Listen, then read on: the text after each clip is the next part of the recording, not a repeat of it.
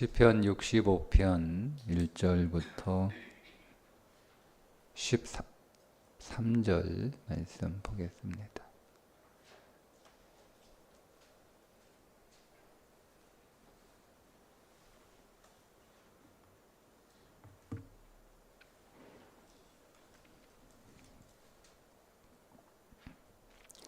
함께 읽겠습니다. 하나님이여 찬송이 시온에서 주를 기다리오며 사람이 서원을 주께 이행하리이다. 기도를 들으시는 주여 모든 육체가 주께 나아오리이다. 죄악의 나를 이겼사오니 우리의 허물을 주께서 다하시리이다. 주께서 택하시고 가까이 오게 하사 주의 뜰에 살게 하신 사람은 복이 있나이다. 우리가 주의 집 곧 주의 성전의 아름다움으로 만족하리이다. 우리 구원의 하나님이시여 땅의 모든 끝과 먼 바다에 있는 자가 의지할 주께서 의를 따라 엄히 하신 일로 우리에게 응답하시리이다. 주는 주의 힘으로 단을 세우시며 권능으로 띠를 띠시며 바다의 설렘과 물결의 흔들림과 만민의 소요까지 진정하시나이다. 땅끝에 사는 자가 주의 징조를 두려워하나이다. 주께서 아침 되는 것과 저녁 되는 것을 즐거워하게 하시며 땅을 돌보아 물을 대어 심히 윤택하게 하시며 하나님의 강에 물이 가득하게 하시고 이같이 땅을 예비하신 후에 그들에게 곡식을 주시나이다. 주께서 밭고랑에 물을 넉넉히 대사 그 이랑을 평평하게 하시며 또 단비로 부드럽게 하시고 그 싹에 복을 주시나이다. 주의 은택으로 한 해를 관시우시니 주의 길에는 기름방울이 떨어지며 들의 초장에도 떨어지니 작은 산들이 기쁨으로 띠를 띠었나이다. 초장은 양떼로 옷 입었고 골짜기는 곡식으로 덮였음에 그들이 다 즐거이 외치고 또 노래하나이다. 아멘. 시편 65편은 감사시입니다. 감사절에 예배 할 때 드려지는 찬송시인데 시인은 세 가지를 감사하고 있죠. 첫 번째는 하나님이 우리의 죄를 사하신 것을 감사합니다. 두 번째는 하나님이 이 온 우주를 통치해 주셔서 우리가 재난이 없는 삶을 살 수 있어서 감사합니다. 세 번째는 하나님께서 우리를 풍족하게 농사가 잘 되고 또 양을 잘 쳐서 풍족한 삶을 살게 하시니 감사합니다. 이렇게 하나님 찬양하고 있습니다. 그래서 65편을 우리가 보면 사람이 행복하려면 세 가지가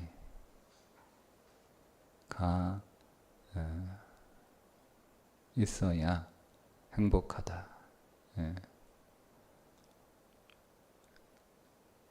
하나는 하나님의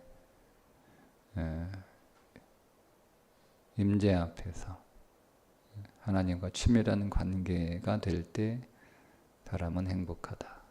두 번째, 사람은 재난이 없어야, 사건 사고가 없어야 사람은 행복하다. 세 번째, 사람은 삶이 풍요로워야 사람은 행복하다. 그러니까 우리가 행복을 느끼는 세 가지 조건, 그게 이제 65편을 이제 묵상하면서 이 세 가지 조건이 우리에게 잘 갖추어져 있어야 사람은 비로소 행복한 삶을 살게 되는구나.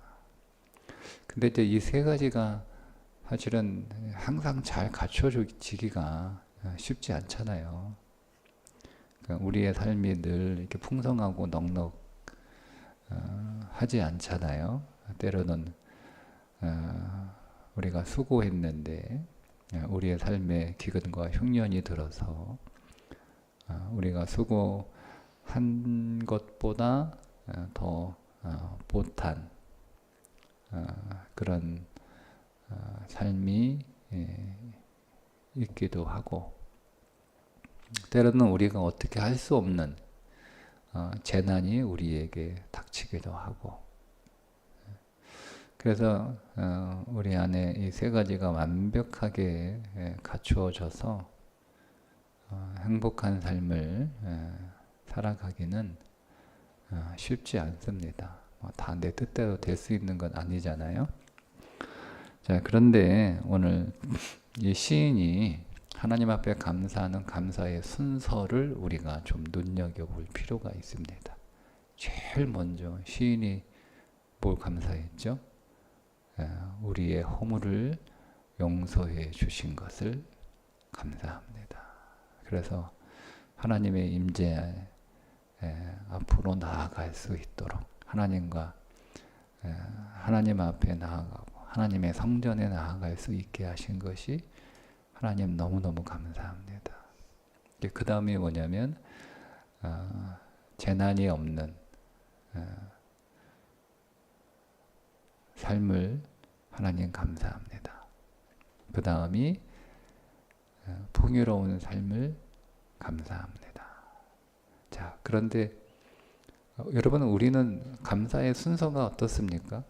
이 시인의 순서와 똑같나요? 우리는 대부분 반대입니다. 우리는 제일 감사한 게 풍요로운 삶이에요. 우리 인생에 풍년이 들어서 밭에 곡식이 풍성하고 양떼들이 많아져서 내 삶이 윤택하고 살아가는 것이 풍성하는 것이 우리의 감사의 첫 번째입니다. 그 두 번째가 우리의 삶에 사건 사고가 없는 재난이 없는 그런 안전한 삶을 우리는 두 번째로 감사합니다. 그리고 마지막 세 번째,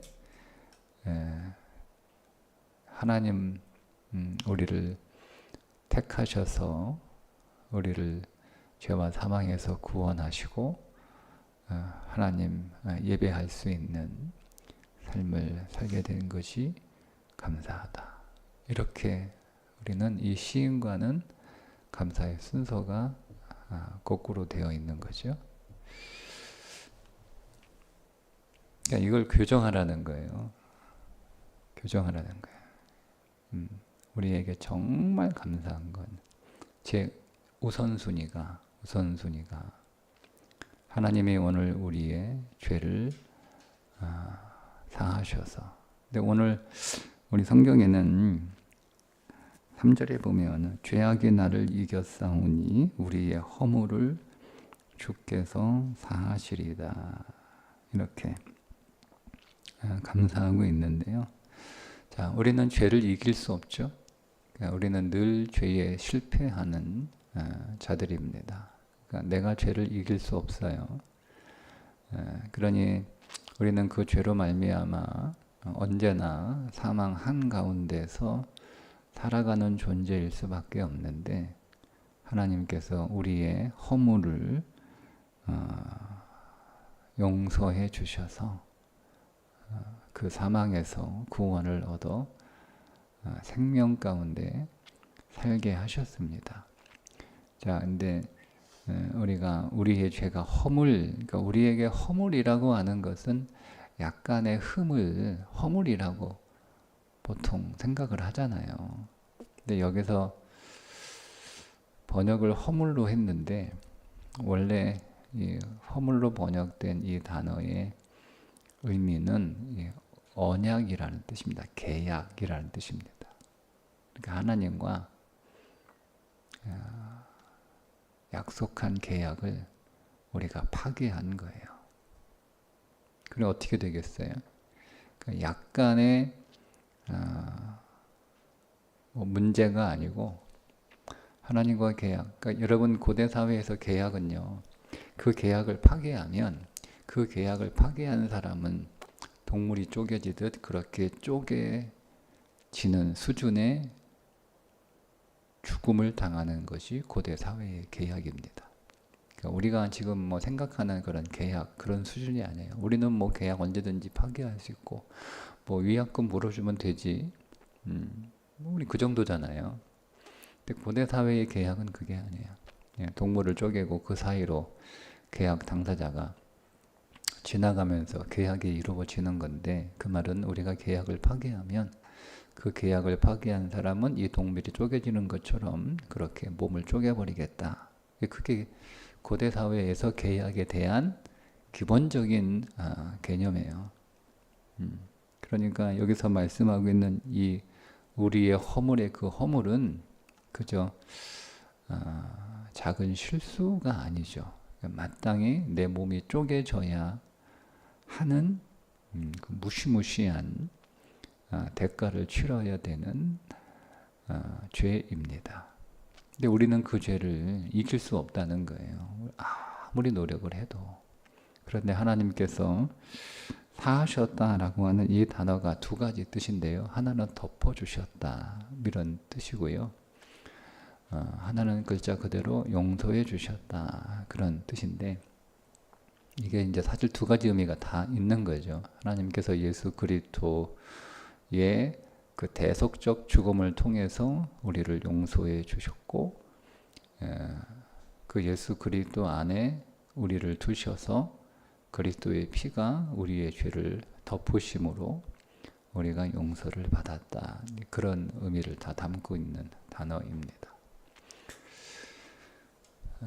여러분 오늘 우리에게 이 세 가지가 다 갖추어지면 너무 행복하고 너무 감사한 삶인데 이 세 가지가 없어서 우리는 항상 감사하고 그리고 오늘 우리가 우리의 심령 속에서 감사하는 행복한 삶을 살아가는 그 본질이 뭐냐면 하나님이 나를 택하셔서 그리스도 예수 안에서 우리를 구속하시고 모든 죄와 사망에서 우리를 구원하심으로 우리가 하나님의 임재 앞에서 살아갈 수 있는 즉 우리가 하나님을 예배하는 삶을 살아갈 수 있게 하신 것이 우리의 감사이고 그것 때문에 사실은 우리가 행복한 삶을 살고 있다는 사실을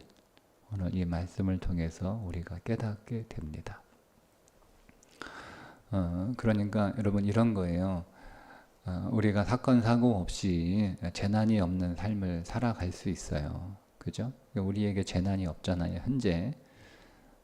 그리고 오늘 우리의 삶이 넉넉하고 풍족하고 풍요로워서 우리가 행복할 수 있는데 사건 사고가 없는 재난이 없는 삶이기 때문에 행복한 게 아니고요. 우리의 삶의 넉넉함과 풍족함 때문에 행복한 게 아니고 사실은 내가 하나님의 그 구속의 그 은총 안에서 하나님의 택한 백성으로 하나님의 임재 앞에서 하나님과 화목한 관계에 있기 때문에 사실은 지금 내가 행복한 거예요. 무슨 말씀이냐면 모든 사람이, 모든 인생이 재난이 없고 풍족하다고 해서 다 멀쩡하게 살아가지 않잖아요. 세상에는 여러분 재난이 없고 세상에는 풍족한 삶을 살아가는데 정신 나간 삶을 살아가는 사람들이 많잖아요. 음? 여러분 우리 주위를 보세요. 재난이 없는 평안한 그런 삶인데도 불구하고 얼마나 여러분 불안한 심리를 가지고 살아가요. 부족함이 없는 풍족한 삶을 살아가는데 그럼에도 불구하고 그 삶이 망가진 그런 삶을 살아가는 이들이 우리 주위에 적지 않잖아요. 그러니까 우리가 그 사실을 보면 단순히 내가 지금 이렇게 행복하고 감사하고 한 게 내 안에 큰 재난이 없고 내 삶이 평탄하고 내 삶에 기근이나 흉년이 없어서 내가 감사하고 행복한 게 아니에요. 사실은 내가 하나님과 화목한 관계 안에 있기 때문에 내가 행복하고 내 심리가 안정되어 있고 내 마음이 평안하고 내가 행복하고 그런 삶을 사실은 살고 있는 거지. 지금 내 삶에 어떤 재난이 없어서 아니면 내 삶에 기근이 없어서 내가 기쁘고 행복하고 감사하고 그런 게 아니라는 거예요. 사실은 내가 하나님과 화목한 관계가 되었기 때문에 그것 때문에 내 삶이 행복하고 내 마음이 안정되어 있고 평안한 그런 삶을 살고 있는 거죠. 그래서 너무 감사한 거예요. 너무 감사한 거예요. 내 삶에 재난이 있을 수도 있고 없을 수도 있고 기근이 있을 수도 있고 없을 수도 있고 그 재난이 생기면 고통스럽죠. 사건 사고가 있는데 아무렇지도 않다. 그렇지 않은 거예요. 기근과 흉년이 닥쳤는데 그거 아무렇지도 않다. 사실은 그렇지 않죠. 힘들고 고통스럽고 괴롭고 그렇습니다. 그래서 재난이 없는 삶 감사하죠. 기근과 흉년이 없는 삶 너무 감사하죠. 또 그것 때문에 또 우리는 또 행복한 삶을 살기도 합니다. 그런데 그것 때문에 내가 지금 행복을 느끼고 있는 건 아니라는 거예요. 사실은 하나님과 내가 원수되었던 관계였는데 그리스도 예수의 그 구속의 은총으로 말미암아 하나님과 화목한 관계가 되었기 때문에 기본적으로 내 삶이 평안한 거예요. 그렇지 않았으면 우리는 재난이 없는 삶을 살아가면서도 늘 불안해요. 하나님과의 관계에 화목함이 없으면 우리는 풍족한 삶을 살면서도 늘 걱정해요. 늘 염려해요. 그러니까 지금 내 삶에 재난이 없어서 내가 불안하지 않고 내 삶에 가난이 없어서 흉년이 없어서 내가 걱정하지 않는 삶을 살아가는 게 아니라 사실은 하나님과 화목한 관계가 되었기 때문에 내가 불안하지 않고 걱정 없는 삶을 살아가는 것이다. 그래서 그게 첫 번째가 돼야 되는 거예요. 그래서 그게 첫 번째. 그러니까 우리는 뒤에 두 번째, 세 번째가 필요 없다. 우리는 그런 거 없어도 감사해야 된다. 그럴 수 있으면 너무 좋죠. 우리는 그런 온전한 믿음 안에서 살아가는 것이 얼마나 훌륭한 믿음의 삶입니까? 그런데 그것이 없어도 혹은 그것이 다 갖추어졌어도 내가 이렇게 감사할 수 있는 본질은 하나님과 화목한 관계가 되었기 때문이다 라는 것이요. 제가 다시 질문을 했어요. 왜 다윗은 하나님과 화목한 관계를 감사의 첫 번째 이유로 꼽았을까? 꼽았을까? 쭉 읽다 보니까 4절입니다. 주께서 택하시고 가까이 오게 하사 주의 뜰에 살게 하신 사람은 복이 있나이다. 이게 복이라는 뜻이잖아요. 첫 번째 복이다. 최고의 복이다. 우리가 주의 집 곧 주의 성전의 아름다움으로 만족하리이다. 왜 그럴까요? 우리가 영원히 살아갈 집이 있기 때문에 그런 거예요. 재난은 이 땅에서의 삶이잖아요. 그죠? 풍년의 삶도 이 땅에서의 삶이에요. 그러니까 재난이 없다고 해서 그건 이 땅에서 끝나는 거지. 그 재난이 없는 삶이 우리의 영혼의 문제를 해결해 주지 않잖아요.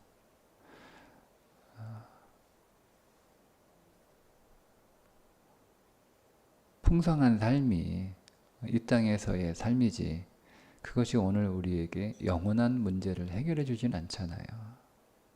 그러니까 우리는 영원히 사는 존재인데 그 영원히 사는 그 삶이 생명의 삶이어야 하는데 그것을 해결해 줄 수 있는 게 그리고 그것을 해결할 수 있는 게 가장 큰 감사이기 때문에 다윗은 그것을 첫 번째로 꼽았던 겁니다. 단순히 그냥 하나님 신앙이 최고다, 믿음이 최고다 해서 그렇게 첫 번째로 감사를 꼽은 게 아니고 하나님이 오늘 우리의 죄를 사하시고 우리를 하나님이 택하셔서 하나님의 임재 앞에서 살아가게 하신 것은 영원의 문제를, 영원한 사망의 문제를 하나님이 해결하시고 우리에게 영원한 생명을 주시며 이제는 이 땅에서 우리가 잠시 재난이 있을 수도 있고 또 기근이 있을 수도 있고 그러나 이 땅에서의 100년의 삶은 영원이라는 시간 안에서 잠깐이니까 그런데 우리에게는 영원이라는 생명의 삶이 주어져서 재난도 없고 기근도 없는 그런 거룩한 성 하나님의 예루살렘이 우리에게 예비되어 있으니 거기까지 본 거예요. 4절은 단순히 이 땅에서 내가 재난이 없고 내가 기근이 없어서 편하게 예배를 드릴 수 있는 그 삶을 기뻐하는 게 아니고 그가 성전에서 하나님을 예배하는 그 삶을 통해서 영원한 하나님의 성전을 본 거죠. 이 땅에서 하나님의 임재 앞에서 하나님을 예배하는 삶이 나의 모든 인생의 재난이나 기근을 다 극복하고 이겨낼 만큼 감사한 삶인데 내가 영원한 하나님의 나라에서 하나님을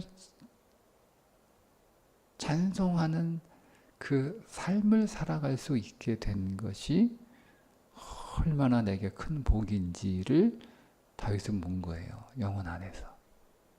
그러니까 우리도 이 다윗이 보았던 것을 볼 수 있어야 되죠.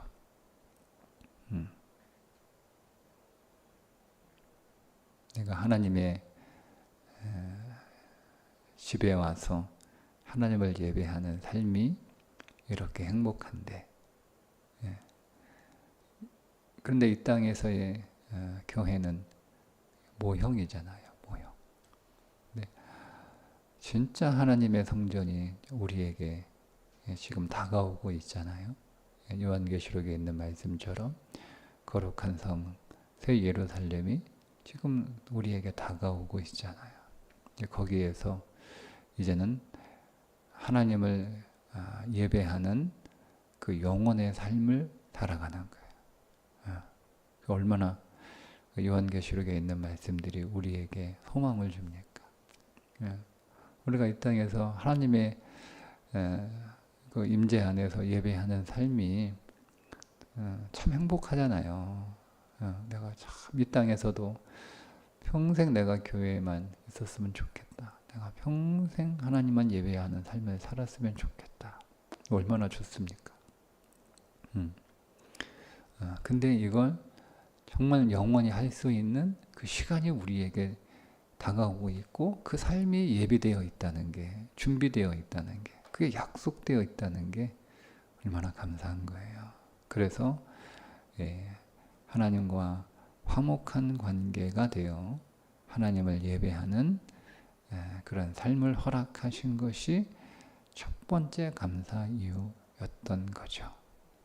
그러니까 오늘도 우리가 하나님의 거룩한 백성이 되게 하신 것, 하나님을 예배할 수 있는 그런 삶을 우리가 이 땅에서 누리게 되는 것, 그분의 임재 앞에서 그분과 친밀한 교제를 이루며 하나님을 찾으며 살아갈 수 있는 이 놀라운 은총을 우리에게 선물로 주신 것을 우리가 감사하며, 지금 내 마음이 평안하고 감사한 또 행복한 삶을 살아갈 수 있는 것은 하나님의 나의 죄를 용서하시고 구원하셨기 때문이구나.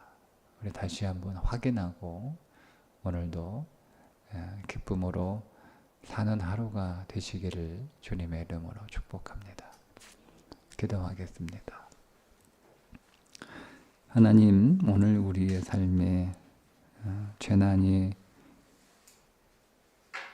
없고 우리의 삶에 기근과 흉년이 없어서 감사합니다. 그러나 재난이 없고 흉년이 없어서 행복한 것이 아니라 사실은 하나님과 화목한 관계가 되었기 때문에, 하나님의 임재 앞에서 하나님을 예배하는 존재가 되었기 때문에 우리의 마음이 평안하고 행복한 줄 다시 한번 말씀을 통하여 확인하고 감사드립니다. 오늘도 주 안에서 주님과 동거하며 주님의 임재 안에서 주님을 예배하고 찬송하는 삶을 더 살게 하시고, 그것이 우리의 모든 감사의 첫 번째 이유가 되게 하시고, 그것이 우리의 행복의 첫 번째 이유가 되게 해 주옵소서. 예수님의 이름으로 기도합니다. 아멘.